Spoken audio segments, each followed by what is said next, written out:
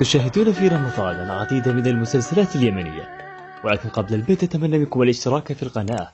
هناك أكثر من 92% على قناتي على يوتيوب غير مشتركون في القناة، لذلك أتمنى منكم الاشتراك في القناة والضغط على زر اللايك تشجيعا لنا لنشر المزيد إن شاء الله.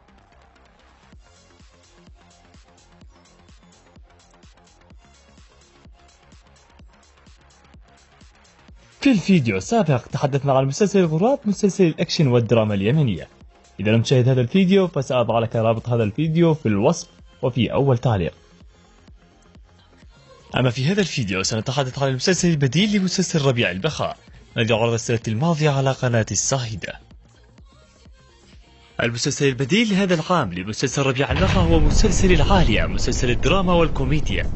مسلسل العالية الذي سيعرض هذا العام في رمضان سيكون من بطولة الفنان عامر البوصي الذي اشتهر بشخصية الفندم بيرم من مسلسل همي هم. معاكسة أنا في الوسيم حق القرية، ما قصرت نفسك بالمراية، تمري وانت تشتي. مع السلامة. تعال انت وانت تهمته.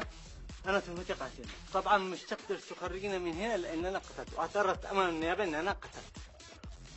وأيضا من بطولة الفنانة أشواق علي التي اشتهرت مؤخرا بمسلسل ربيع البخاء. ايش علي يطلقها وانا زوجها مرة كاملة مكملة احسن منها.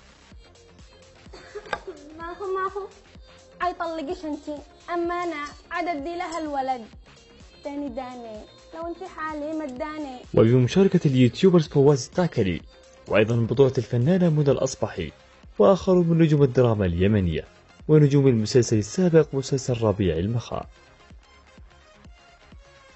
مسلسل العالية من إنتاج شركة الجند، وسيعرض هذا العام على قناة يمن شباب، كما هو أيضا من إخراج المخرج وليد العلفي، مخرج مسلسل الدلال ومسلسل هفة، وأيضا مسلسل ربيع البخاء، وأيضا مسلسل غربة البن. دعونا الآن نشاهد منشورات تؤكد صحة هذا الكلام نشرت على منصة فيسبوك من قبل الممثلين والمخرج.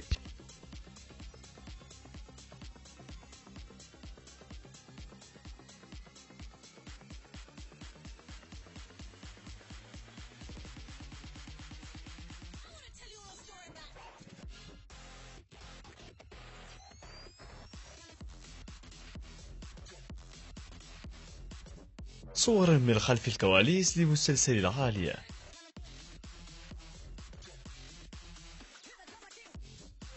اخوان ما بدنا غير السلام المرورية. علامة السلام عليكم.